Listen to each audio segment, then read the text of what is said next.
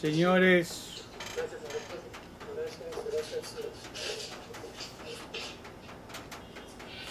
jueces de la alzada, por favor, identifíquese, señor doctor. soy Alfonso Zambrano Pasquel, comparezco en esta instancia como abogado codefensor del economista Rafael Vicente Correa Delgado, ex presidente constitucional de la República, condenado por un inexistente delito de cohecho. Ante la disposición del tribunal de modular en un tiempo tan exiguo la intervención, me permito recordar que el artículo 76, el numeral 7, la letra B de la Constitución del Estado ecuatoriano, que está por encima del Código Orgánico Integral Penal, dice que los justiciables, los abogados, tenemos derecho a contar con el tiempo suficiente para preparar una defensa, lo cual es tomado sin duda del artículo 8.2 del Pacto de San José, que contiene las llamadas garantías judiciales. Digo esto porque apenas el 24 de junio del presente año 2020 se hizo conocer a los diferentes sujetos procesales una sentencia que tiene 741 páginas.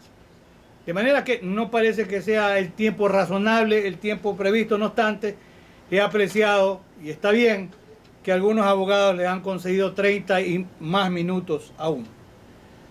Mi planteamiento de defensa tiene dos propuestas. Primero, hay una excepción procesal penal de nulidad de la etapa de juicio, porque a mi patrocinado se lo dejó en situación de indefensión, y voy a recordar por qué.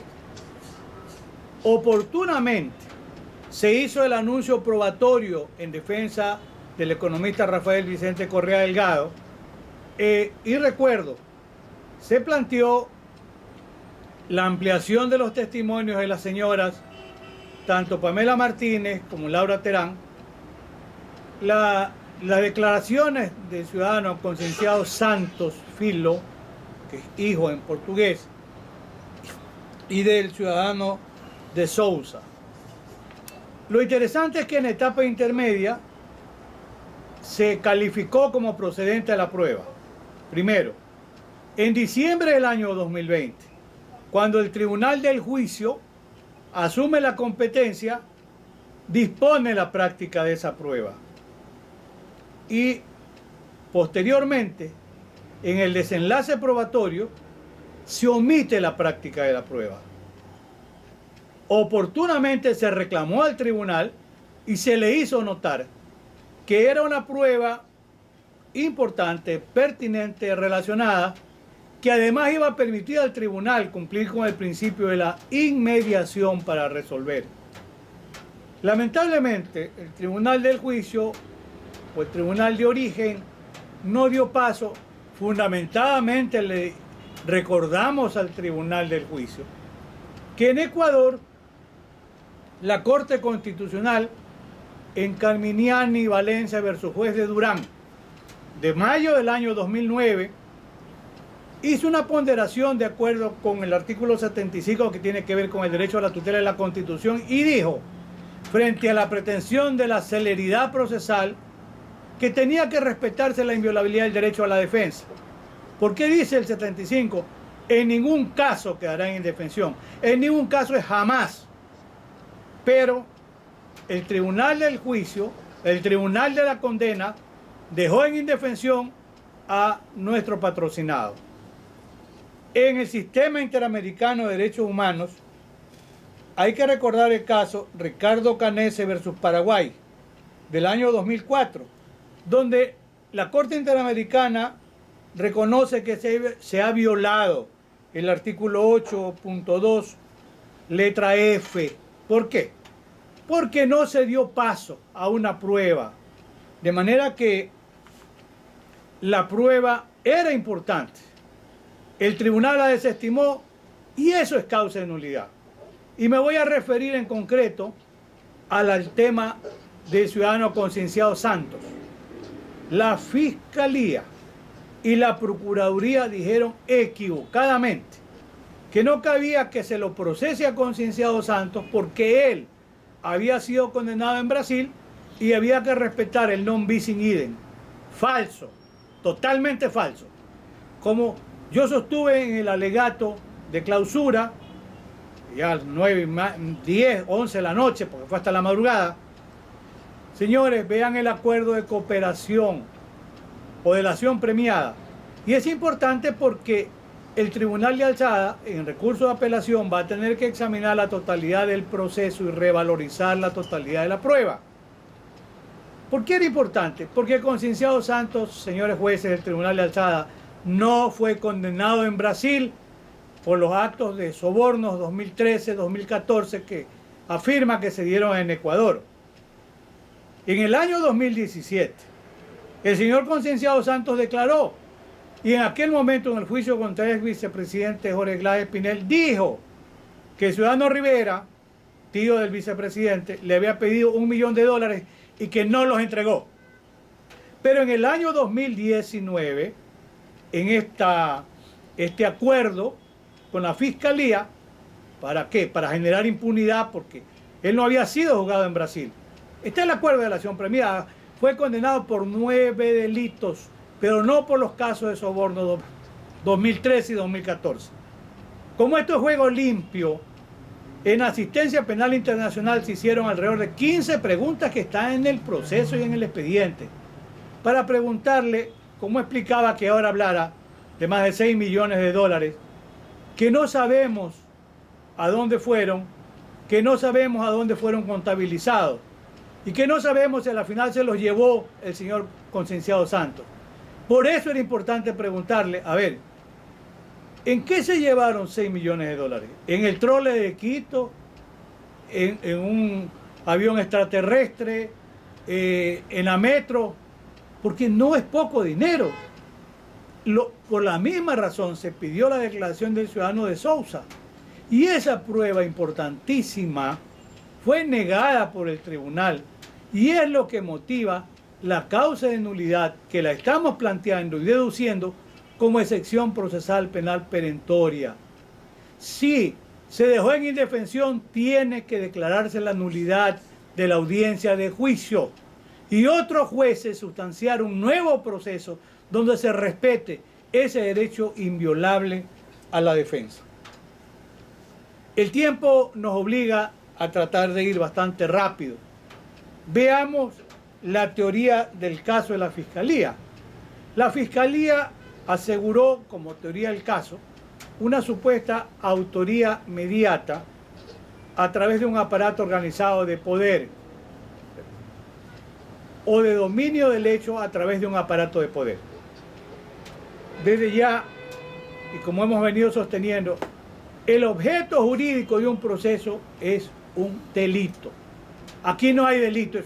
Esto empezó como delito de concusión, después se habló de asociación ilícita, y luego se aterrizó en la figura del cohecho, y llega al tribunal de origen a la barbarie de decir que es un cohecho agravado porque se han exigido o se han aceptado dineros para cometer, dice, delitos de peculado, delitos de enriquecimiento ilícito y delitos de lavado de activos. Pero es una barbarie jurídica porque esos delitos no están probados, pues. Qué falta de sindéresis del tribunal cuando resuelve y asume que hay otros delitos que habrían sido cometidos o perpetrados como consecuencia del acto del cohecho. Y sobre esto es interesante, la Fiscalía aseveró que había una autoría mediata por dominio de organización. El tribunal, cuando resuelve, dice que aquí lo que hay que juzgar es un delito de infracción de deber. Ya se ha mencionado al profesor Claudio Roxin, a quien yo conozco bien, y es la obra ecuménica de la la 9ª edición, traducida al español, publicada en el año 2016 en España. Y claro, Roxin en el año 63, cuando los tribunales juzgaban a los criminales del nacionalsocialismo, se les quería imputar la figura de la instigación y él dijo no. Y a partir de 1963 comienza a construirse la figura de la autoría mediata. Pío Roxin, en ese libro, Teoría de Autonomía del Derecho en Derecho Penal, se refiere también a los delitos de infracción de deberes. Y aquí hay un tema sumamente delicado. Se puede admitir, se puede afirmar que el tribunal de sentencia vulneró no el principio de congruencia, pero claro, porque tenía que resolver de acuerdo con los hechos que eran materia de la acusación.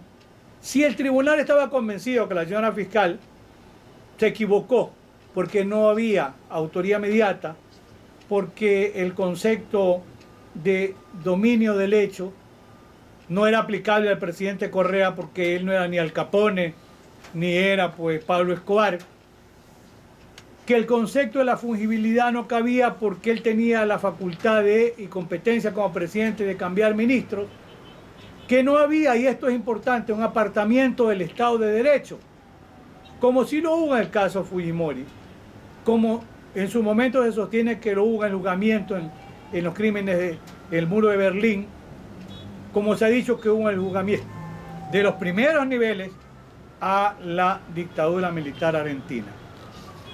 Y luego la disponibilidad para cometer el delito. Pero esa teoría del caso, el tribunal del juicio y de sentencia no le da atención. Dice no, que no es aplicable.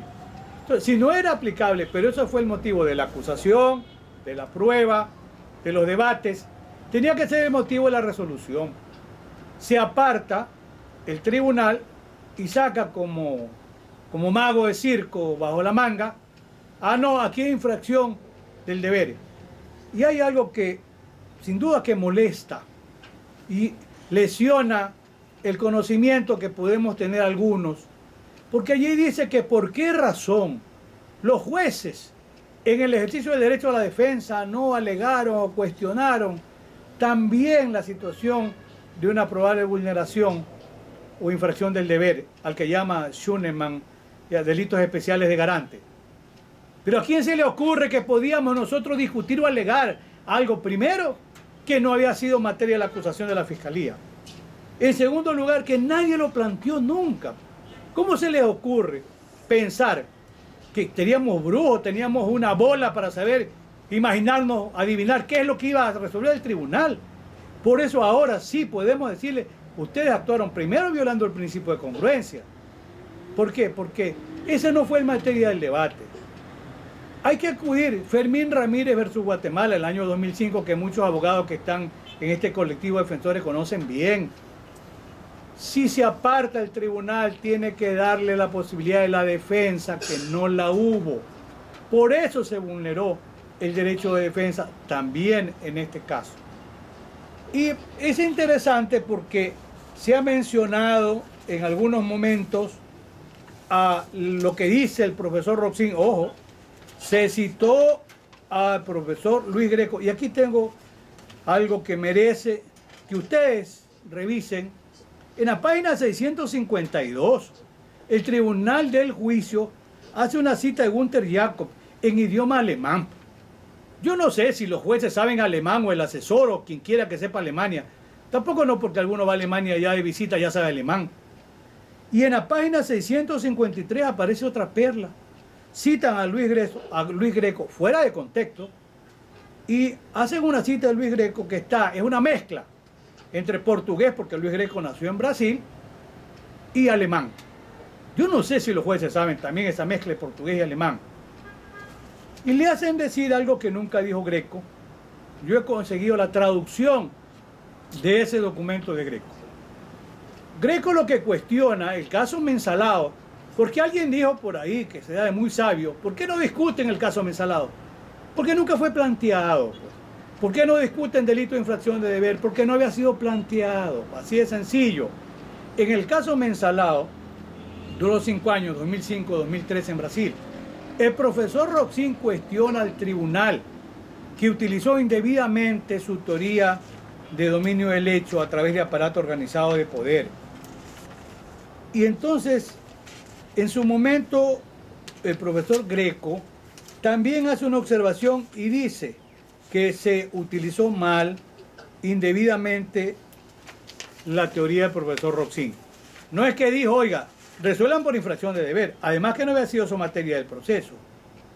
Dice, junto a los delitos de dominio, el profesor Alemán actualiza la categoría de los delitos de infracción de deber en que reconoce que el legislador debe concretar los deberes fundamentales de autoría. Primero, dice Roxin, la estructura de los delitos de infracción de deber se capta con más exactitud teniendo en cuenta que los tipos respectivos tutelan exigencias sociales propias, como ejemplo las relaciones entre médico, abogado, etc. Y aquí hay un tema muy interesante, dice el profesor Roxin, si alguien quiere anotarlo, página 726 de la obra que se está mencionando. No acostumbro leer, pero mañana puede decir alguien, Zambrano se inventó algo. No, entre comillas dice, los delitos de infracción del deber son tipos penales, en los que la autoría se caracteriza por el hecho de que alguien se aprovecha de o incumple un deber emanado de su papel social, realizando así una lesión típica del bien jurídico.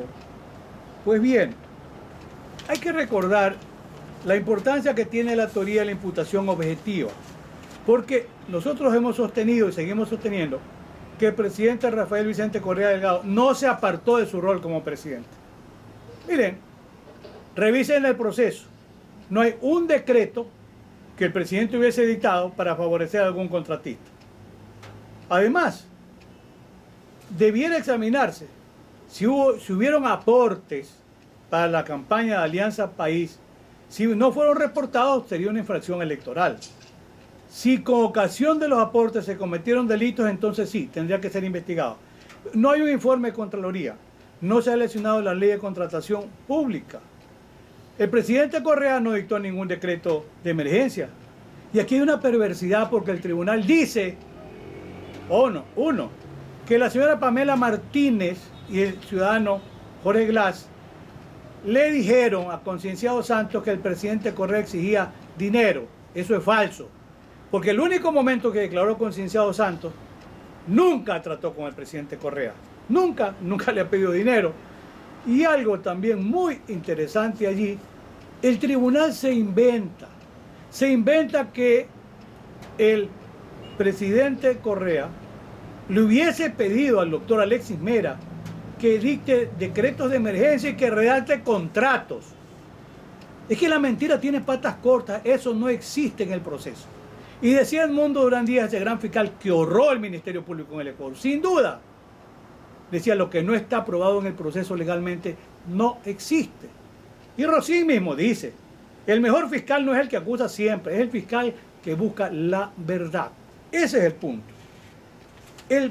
Miren, en el marco de la imputación objetiva, que es una gran construcción del funcionalismo normativo, que sirve en los delitos de infracción de deber, porque habría que mirar el artículo 23 de ahora, dice, en no impedir un acontecimiento cuando se tiene la obligación jurídica de impedirlo equivale a ocasionarlo. Entonces, ¿qué es eso? Es un concepto que tiene que ser desarrollado normativamente. Miren, no son funciones propias de un presidente de la República apreciarse. La señora Pamela Martínez estaba aprovechándose de la confianza, que es uno de los principios de la imputación objetiva, que el presidente le tenía. Si se revisan las declaraciones de la señora Pamela Martínez, en ninguna parte aparece que el presidente Correa le haya solicitado que cometa delito, o que supervise contrato, que entregue. Eso no existe. Nunca lo dijo porque eso no es verdad. Por otra parte, en el tema de los llamados papeles verdes, como quieran llamarle, archivos verdes, ahí se ha tomado con un medio de prueba que al presidente Correa se benefició con $6.000.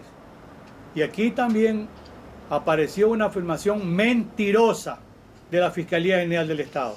¿Qué dijo? Dijo que el presidente Correa se había beneficiado de $6.000 que eran parte de los sobornos de Odebrecht.